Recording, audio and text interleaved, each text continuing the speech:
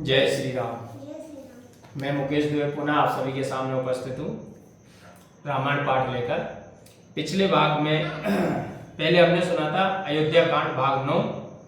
अब हम पढ़ेंगे अयोध्या कांड भाग 10। तो आइए सभी लोग मिलके रामायण पाठ का आनंद लेते हैं और जुड़ते हैं रामायण पाठ से।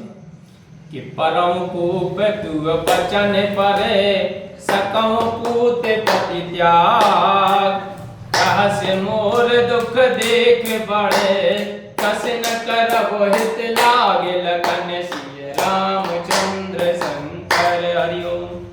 रानी ने कहा, किससे?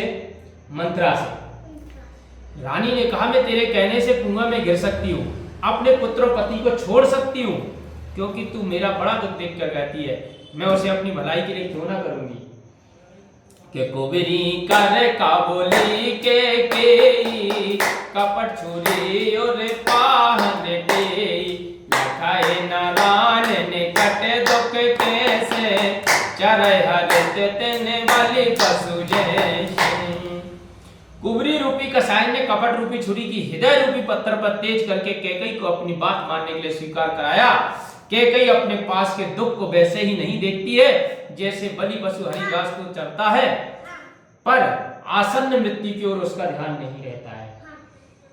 कि सुनते बात मृदु अंत कठोरी, देते मनो मधुमाहुर घोरी, कहाय चेर सुदे आय के नाही, स्वामिन कहो कथा मोहे पाही। मंत्रा की ये बातें सुनने में तो मधुर हो, परंतु परिणाम कठोर है, मानो शहद में विष घोल कर दे रही है। कहा, हे स्वामिनी, जो कथा मुझसे कही थी उसकी सुध है या नहीं है?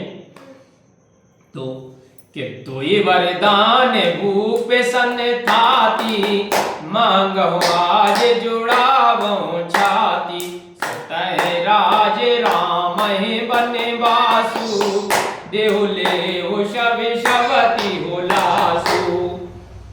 आपके वे दोनों वरदान जो राजा के पास धरोहर है, उन्हें आज मांगकर अपनी छाती ठंडी कर लीजिए। पुत्र को राज्य और रामचंद्र को वनवास दे, सौत का सब आनंद छीन लो। कि भूपति राम शपथ जब कर रही, तब मांगे हो जय बचन न टरई, होए अकाजो आजो निस बीते, बचन मोर प्रिय माने हो जीते। किंतु जब राजा रामचंद्र की सौगंध खाए तभी मांगना। मंत्रा कहती है कि जब राजा रामचंद्र की सौगंध महाराज दशरथ जी खा ले तभी वह वरदान मांगना, जिससे कि वह बात टाल न सके। आज की रात बीत जाने से काम बिगड़ जाएगा। मेरी इस बातों को प्राणों से भी प्रिय समझो।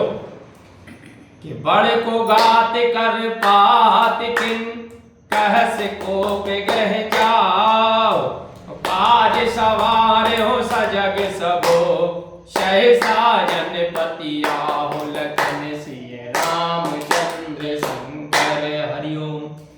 इस प्रकार उस पापनी मंत्रा ने कैकई के ऊपर बड़ी घात लगाकर कहा कि अब तुम कोप भवन में जाओ और सब काम होशियारी के साथ करना, राजा पर जल्दी विश्वास नहीं करना। कि कोवरे रान प्राण प्रिय जानी, बारे बारे बड़े बोधि बगानी, कोई समय हित न मोर संसारा, बह जाते कहे भय से अगार। फिर तो कुबरी को रानी कैकई प्राणों के समान प्रिय समझकर बड़ी बुद्धि वाली कहकर उसकी बड़ाई करने लगी और बोली, मंत्रे, तेरे समान संसार में मेरा हित चाहने वाला दूसरा कोई नहीं है, तू मुझ बहते हुए की आधार हुई है। कि जो विदे पूरब मनोरथ काली, करो तो हे चक पूतर आली, बहु विदे चेर आदुर देई, कुप भवन गवनी के। हे सखी, यदि मेरा मनोरथ कल विधाता पूर्ण कर दे तो मैं तुझे अपनी आंखों की पुतली कर लूंगी। इसी प्रकार दासी मंत्रा को बहुत प्रकार से आदर देकर कैकई को भवन को चली गई। कि विपत बीज बरसारी तुचेरी, भूई भय कुमत के कई केरी, आए कपट जल अंकुर जामा, बरदो दल दुख बल परिणाम। महाविपत्ति ही बीज है, दासी मंत्रा वर्षा ऋतु है, कैकई की द्रौपदी पृथ्वी है, दोनों बार उसके अंकुर के दो नवीन पत्ते हैं जो कपट रूपी जल पाकर उगे हैं, और जो अंत में दुख होगा वही इस पौधे का फल है। कोप समाज साज सब सोई, राज करत निज कुमति बिगोई, रावर नगर कोलाहल होई, यह कुचाल कछु जान न कोई। कैकई क्रोध का साज सजाकर कोप भवन चली गई, उसकी दुर्बुद्धि ने उसे राज्य करते हुए नष्ट कर डाला। नगर में राज तिलक का हर्ष है, किंतु इस कुचाल की खबर किसी को भी नहीं है। के प्रेमोदित बोले नर नार, सब सजहे सुमंगल चार, एक प्रवेश है एक निर्गम, वीर भूप दरबार लगन, रामचंद्र शंकर हरिओम। नगर के सब स्त्री पुरुष आनंदित है, सुमंगल चार साज रहे हैं। कुछ लोग प्रविष्ट होते हैं तो कुछ लोग निगलते हैं। इस प्रकार राजा दशरथ के द्वार पर भीड़ लगी हुई है।